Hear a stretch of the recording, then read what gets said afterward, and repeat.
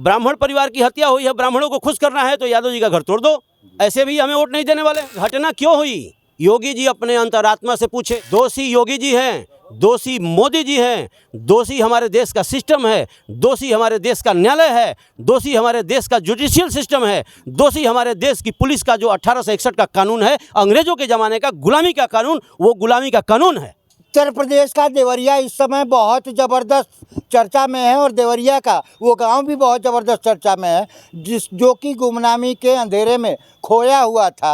आज अचानक जो है पूरे उत्तर प्रदेश में ही नहीं, पूरे भारत का न्यूज़ सेंटर बन गया है देवरिया ज़िला उत्तर प्रदेश का। दोस्तों, आज की तारीख में एक नरसंहार की घटना ने पूरे उत्तर प्रदेश के दिल को दहला दिया है और लोग सोचने पर मजबूर हो गए हैं कि ज़मीन संबंधित विवाद इतना बढ़ जाएगा कि एक साथ जो है वो 6-6 लोगों की हत्याएं हो जाएंगी। अपने आप में यूपी के लिए, यूपी की शासन व्यवस्था के लिए, यूपी के लोकल लोगों की प्रशासनिक व्यवस्था के लिए बहुत बड़े शर्म की बात है। आज हम एक कानून के जानकार के पास हैं दोस्तों, और उनसे बातचीत करेंगे कि इस तरीके की घटनाएं हमारे समाज में क्यों बढ़ रही हैं और देवरिया का जो नरसंहार कांड था वो किस कारण से हुआ। सर, थोड़ा सा अपना परिचय बताएं। अधिवक्ता मनोज राय हंस, सिविल कोर्ट बलिया। तो सर, ये जो देवरिया का हत्याकांड हुआ है, नरसंहार जो हुआ है, क्या कहेंगे सर? देखिए, ये नरसंहार जो हुआ है, ये नरसंहार क्यों हुआ है, इसके पीछे कोई नहीं जा रहा है। कोई जातिवाद की तरफ जा रहा है, कोई धर्मवाद की तरफ जा रहा है, कोई सरकार की तरफ जा रहा है कि इसकी सरकार नहीं है, उसकी सरकार है। इसके पीछे जो असली कारण है उसको जानने की ज़रूरत है। ये 2014 की बात है। 2014 में सत्य प्रकाश दुबे के भाई से 8 बीघा ज़मीन प्रेम प्रकाश या प्रेमचंद यादव के द्वारा लिखवा ली गई। सत्य प्रकाश दुबे एक शरीफ आदमी थे।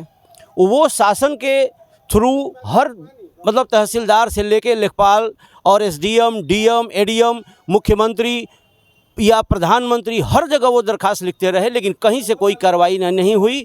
और वो व्यक्ति जो प्रेम प्रकाश, जो इनके भाई के नाम से ज़मीन जो लिखवा लिया था 8 बीघा, उस व्यक्ति का पहले की सरकार में वो नेता हुआ करता था। इस सरकार में भी वो कलयुग का दिव्यास्त्र जो उपयोग कर करके और शासन सत्ता को अपने तरफ मोड़ लेता था। और यही कारण था कि 2014 से लेके और 2023 तक आज तक निर्णय नहीं हो पाया। और वो ज़मीन जो सत्य प्रकाश दुबे के भाई की थी, जो गलत तरीके से फर्जी रजिस्ट्री करा ली गई थी, उस पर कोई कार्रवाई अधिकारियों द्वारा नहीं की गई। यही कारण था कि उस परिवार के पूरे सदस्य यानी 5 लोगों की एक साथ हत्या कर दी गई। आज उत्तर प्रदेश जल रहा है। आज योगी जी को भी समझ में आ रहा है कि हमारे IGRS पोर्टल पे कार्रवाई नहीं हो रही है। योगी जी को ये भी समझ में आ रहा है कि हमारे सिस्टम में बैठे हुए जो बलिया जनपद में या जो कहीं भी किसी भी जनपद में जो अधिकारी हैं वो काम नहीं कर रहे हैं, झूठी रिपोर्ट लगा दे रहे हैं। लेकिन ये पहले क्यों नहीं समझ में आ रहा है? IGRS पोर्टल पे उसमें फीडबैक भी दिया जाता है। शिकायत जब होती है, शिकायत से जब शिकायतकर्ता संतुष्ट नहीं होता है तो उसमें फीडबैक का कॉलम बना है। क्या मुख्यमंत्री योगी जी को नहीं दिखता है? मैं ये कहना चाहता हूँ कि योगी जी ने IGRS पोर्टल बना करके बहुत ही सराहनीय काम किया है, लेकिन उस IGRS पोर्टल का अगर सही तरीक़ा से उपयोग होने लगे तो इस प्रदेश के अंदर कोई समस्या बचेगी नहीं और न ही इस तरह के पारिवारिक नरसंहार होगा। योगी जी, आपके ऊपर सीधा आरोप आम जनता का भी है कि आपने अपना एक पोर्टल बना दिया, लेकिन पोर्टल पर किस तरीके की रिपोर्ट लगती है, फाइनल रिपोर्ट क्या लग जाती है, आपको पता नहीं है, क्योंकि आप ही के अधिकारी, आप ही के कर्मचारी, आप ही की मंशा पर पानी फेर रहे हैं, ऐसा कहना है वकील साहब का। सर, मैं सही कह रहा हूँ? बिल्कुल सही कर रहे हैं। इसका दूसरा पक्ष भी मैं बताना चाहूँगा। जो हमारी न्यायिक व्यवस्था है वो सड़ चुकी है। जो हमारा सिस्टम है, जिस सिस्टम से हमारे पूरे भारतवर्ष के प्रदेशों को चलाया जाता है, वो सिस्टम सड़ चुका है। यहाँ की तहसीलें, इनका नाम तहसील है, ये फर्जीवाड़ा न्यायालय है। यहाँ कुछ भी संभव है। यहाँ फर्जी रजिस्ट्री, यहाँ फर्जी आवास, फर्जी आय प्रमाण पत्र, कुछ भी फर्जी, पैसा दीजिए फर्जी बनवा लीजिए। अब ऐसी स्थिति में कोई शरीफ आदमी जो किसी से झगड़ा नहीं करना चाहता, वो कहाँ जाए? उसके साथ यही होगा। अभी आगे भी हत्याएं होंगी, ये नहीं रुकेंगी। ये तब रुकेगा जब सरकार में अच्छे लोग जाएंगे। अभी कौन जा रहा है? गुंडे, मवाली, बिना पढ़े लिखे लोग जिनकी कोई योग्यता नहीं है, वो क्या नियम बनाएंगे? आज अगर नियम बन जाता, कब का है आपका जुडिशियल व्यवस्था? ये अंग्रेज़ों के ज़माने का। पुलिस कब की है? 1861 की, अंग्रेज़ों की बनाई पुलिस। अंग्रेज़ों ने पुलिस किसके लिए बनाई? दमन करने के लिए, भारतवासियों को। वही कानून आज भारतवासी भी लागू कर रहे हैं अपने ऊपर। तो पुलिस चार्टर नहीं बनेगा, न्यायालय के लिए जुडिशियल चार्टर नहीं बनेगा, तो कैसे काम होगा? 1 घंटे में एफआईआर होने का नियम बन जाए, 1 महीने में जांच कंप्लीट पुलिस करे, और 1 साल के अंदर अगर हर मुकदमे में फैसला आने लगे, तो 2014 में सत्यप्रकाश दुबे अगर न्यायालय में गए हैं, तो 15 में अगर फैसला आ गया होता, तो आज क्या वो हत्या होती? नहीं होती।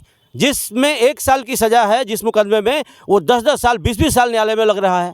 ये क्या हो रहा है? ये सारी व्यवस्थाएं जब तक बदलेंगी नहीं, जब तक पुलिस चार्टर लागू नहीं होगा, जब तक हमारे मुख्यमंत्री ने अभी 2-3 दिन पहले बयान दिया है कि सारे जिलाधिकारियों को ये आदेश दिया जाता है कि आप अपने यहाँ का भूमि विवाद शून्य कर दीजिए। संभव है क्या? शून्य होगा, संभव है। अभी तहसील में काम हो रहा है। सारे पत्रावली बिना गुण दोष के आधार पर खारिज की जा रही है, और नहीं तो पैसा लेके एक तरफ किसी तरफ ऑर्डर कर दो। गुण दोष के आधार पे पत्रावली कैसे आप 60 दिन, 50 दिन या 6 महीने के अंदर निस्तारित कर देंगे? एक कोर्ट में यहाँ 17-18 हज़ार फाइलें हैं। आज तक क्या कर रहे थे, और आज ये तेज़ी क्यों आई है? देवरिया कांड के लिए।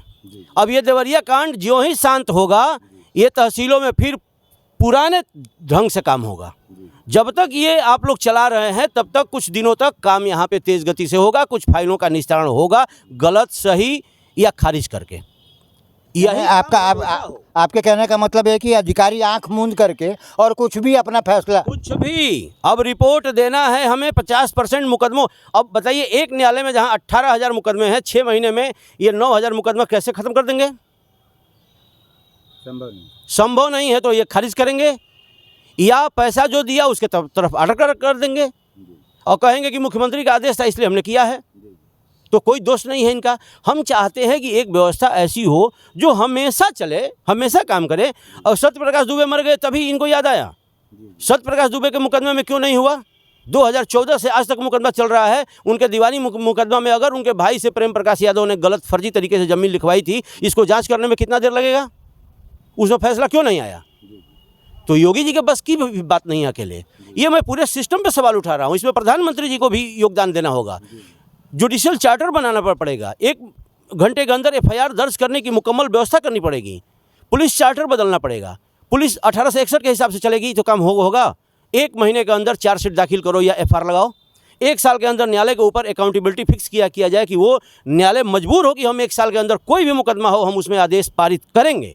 अगर नहीं करते हैं तो इनके खिलाफ कार्रवाई हो, इनका टर्मिनेशन हो, इनकी नौकरी छीन ली जाए, पेंशन पे भेजा जाए, वीआरएस दे दिया जाए। देखिए कैसे न्याय होता है। और एक और बात मैं बताना चाहूँगा, ये सुधारने के साथ साथ ब्रेन मैपिंग, पॉलीग्राफ और नार्को टेस्ट, ये तीनों की व्यवस्था हो, तब फर्जी शिकायत करना लोग बंद करेंगे, तब जाके व्यवस्था सुधरेगी। लेकिन सिस्टम में ये सारी कमियां रहेंगी तो योगी जी, मोदी जी या कोई भी आ जाए, ये व्यवस्था सुधरने वाली नहीं है। सब पे हावी हैं सिस्टम में बैठे हुए अधिकारी और कर्मचारी। लखनऊ के एयर कंडीशन कमरों में बैठ करके आदेश दे देना, निर्देश दे देना बहुत आसान काम है दोस्तों, ये आप भी बहुत अच्छे से जानते हैं। लेकिन ज़मीन पे उनका इम्प्लीमेंटेशन कितना होता है, ज़मीन पर वो कितने लागू होते हैं, ज़मीन पर रहने वाले जितने भी अधिकारी और कर्मचारी हैं वो शासन की मंशा पर कैसे पलीता लगाते हैं, ऐसा कहना है वकील साहब का। वकील साहब का ये भी कहना है कि पुराना जो नियम है, आईपीसी है, सीआरपीसी है, जुडिशरी है, ये पूरी की पूरे सिस्टम में बहुत बड़ा होल है, बहुत बड़ा दोष है। और जब तक ये दोष खत्म नहीं होगा तब तक न ज़मीन संबंधी मामले ख़त्म होंगे और ना ही हत्याएं ख़त्म होगी। मैं सही कह रहा हूँ? बिल्कुल सही कह रहे हैं। देखिए, हमारे हिंदुस्तान के अंदर मैं वकील हूँ, मुझे पता नहीं है कितनी कानून की किताबें हैं। क्यों इतनी कानून की किताबें? कितने अपराध हैं यहाँ पे? क्या एक किताब के अंदर सारे अपराध को कैद नहीं किया जा सकता? एक किताब हो जो आप भी जाने, हम भी जाने, योगी जी भी जाने कि जो भी भ्रष्टाचार है उसी के अंदर है। यहाँ पर आईपीसी अलग, एक घरेलू हिंसा की किताब अलग, इसकी किताब अलग। क्यों अलग अलग? एक किताब के अंदर सारे कानून होने चाहिए और सबको पता होना चाहिए उस कानून के बारे में, और उसी पर पूरे सिस्टम को काम करना चाहिए। सर, एक बात पूछनी थी कि ये यादव जी का घर है, मुझे माफ़ करिएगा आपकी बात को काट दिया मैंने। यादव जी का जो घर है वो अभी मीडिया में आया है कि यादव जी का जो घर है वो बंजर भूमि पर कब्जा करके बनाया गया। ये बात 2014 में प्रशासन को समझ में नहीं आई, अब उनके घर को बुलडोजर से ढहवाने की प्रक्रिया चल रही, क्या कहेंगे? देखिए भाई, ये तो मतलब शासन क्या करता है, शासन को लोगों को ये समझ में आता है कि जब कोई घटना होती है, हत्या होती है, तो जनता ये समझती है कि योगी जी ने हत्या करने वाले के घर को ध्वस्त कर दिया, यानी त्वरित न्याय दिया। और वहाँ पे मैं जानता हूँ हर जगह होता क्या है, जब कोई हत्यारा या कोई अपराधी का घर ढहाया जाता है तो उस हत्या के आरोप में नहीं ढहाया जाता है, उसका नक्शा नहीं बना होता है, उसका प्रति की ज़मीन पे बना होता है, उसका ग्राम समाज की ज़मीन पे बना होता है। ये कोई कारण खोज करके उसके ज़मीन को ध्वस्त करती है सरकार, लेकिन जनता इसको दूसरे तरीके से समझती है और इनका वोट बैंक बनता है। तो ये वोट बैंक बनाने के लिए किसी किसी का घर ढहाते हैं और किसी का नहीं ढहाते। जो अपना है उसका नहीं ढहाते, जो दूसरा है उसका ढहा देते हैं। अब चूंकि ब्राह्मण परिवार की हत्या हुई है, ब्राह्मणों को खुश करना है, तो यादव जी का घर तोड़ दो, ऐसे भी हमें वोट नहीं देने वाले हैं। लेकिन ये न्याय नहीं है, किसी का घर तोड़ना ये न्याय नहीं है। ये घटना क्यों हुई, योगी जी अपने अंतरात्मा से पूछें, ये घटना क्यों हुई। दोषी योगी जी हैं, दोषी मोदी जी हैं, दोषी हमारे देश का सिस्टम है, दोषी हमारे देश का न्यायालय है, दोषी हमारे देश का जुडिशियल सिस्टम है, दोषी हमारे देश की पुलिस का जो 1861 का कानून है, अंग्रेजों के ज़माने का गुलामी का कानून, वो गुलामी का कानून है। कितने लोग दोषी हैं, अब मैं इसको दोहराऊंगा तो वीडियो लंबा हो जाएगा दोस्तों। वकील साहब ने सारी चीज़ें बहुत क्लियर कर दी हैं। और देवरिया का जो हत्याकांड था हमने सिर्फ सुना है दोस्तों, आपने भी सिर्फ सुना है। आप घटनास्थल पर नहीं थे, हम घटनास्थल पर नहीं थे, लेकिन आप सोचिए उस गांव में कितनी दहशत होगी, उस परिवार में कितनी दहशत होगी जिसके परिवार के 5 लोगों की दिन दहाड़े हत्या कर दी गई। दोस्तों कमेंट में ज़रूर बताइएगा कि आप देवरिया कांड के बारे में क्या सोचते हैं। मैं हूं हरिओम श्रीवास्तव और आप देख रहे हैं मेरा यूट्यूब चैनल यूनिक न्यूज़ 1। और यदि आप मुझे फेसबुक पे देख रहे हैं तो आप देख रहे हैं यूनिक न्यूज़ 1। बहुत बहुत धन्यवाद।